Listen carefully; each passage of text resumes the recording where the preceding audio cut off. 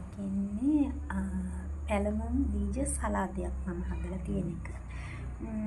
මම ඔයගොල්ලන්ට ආයි වීඩියෝ එකක් ගේන්නම් පැලමුම් කොහොමද හදාගන්නේ කියලා. මම මේ ගෙදරම හදාගත්ත පැලමුම්. මේ සලාදේ හදාගද්දී පැලමුම් ටික මම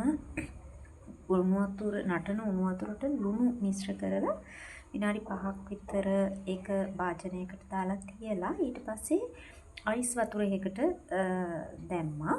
දාලා ඉවර වෙලා විනාඩියකින් විතර පස්සේ දැල් සියන කූඩේකට දැම්මා වතුර ටික පෙඟෙන්න. බේරෙන්න. ඊට පස්සේ රතු ලුණු, අමු මිරිස්, තක්කාලි, මලකඩ ඒ ටිකට බටර් සහ මයොනයිස් ටිකක් කලවම් කරලා දෙහි ලුණු ගම්මිරිස් කුඩුත් එක්ක හොඳට ඒක කරලා මේ පැලමුම් ටික දාලා මේ තමයි මම මේ සලාදේ හදාගෙන තියෙන්නේ. හැබැයි ඔයගොල්ලන් මේ පැලමුම් සලාදේ ඔරිජිනල් විදිහටම චයිනීස් විදිහටම හදනවා නම් ෆිෂ් ඔයිල්, සෙසමි ඔයිල් දෙක ඇඩ් කරන්න ඕනේ.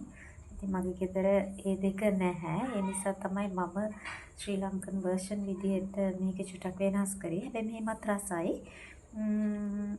බලන්න ඕගොල්ලෝ try කරලා මේ ඔරිජිනල් රෙසිපි චුට්ටක් වෙනස් කරලා කන්න පුළුවන්ද කොහොමද කියලා. ඉතින් පෝෂණයේ ගුණය අතින් ගොඩාක්ම හොඳයි. ඒ වගේම වෙනසකටත් එක්ක හොඳයි. රාත්‍රී ආහාරයට සුදු කැකුළු බත් වලට පරිප්පු හොද්දක් එහෙම නැත්නම් සැමන් තෙල් දාලා ඒ වගේ එකකට එහෙමත් කන්න පුළුවන්. එහෙම නැත්නම් අපි චයිනීස් විදිහට ඔරිජිනල් රෙසිපි එක හදලා මේ බේක් කරපු චිකන් වගේ එක එහෙම කන්නත් පුළුවන්. ඔයගොල්ලෝ කැමති විදිහට.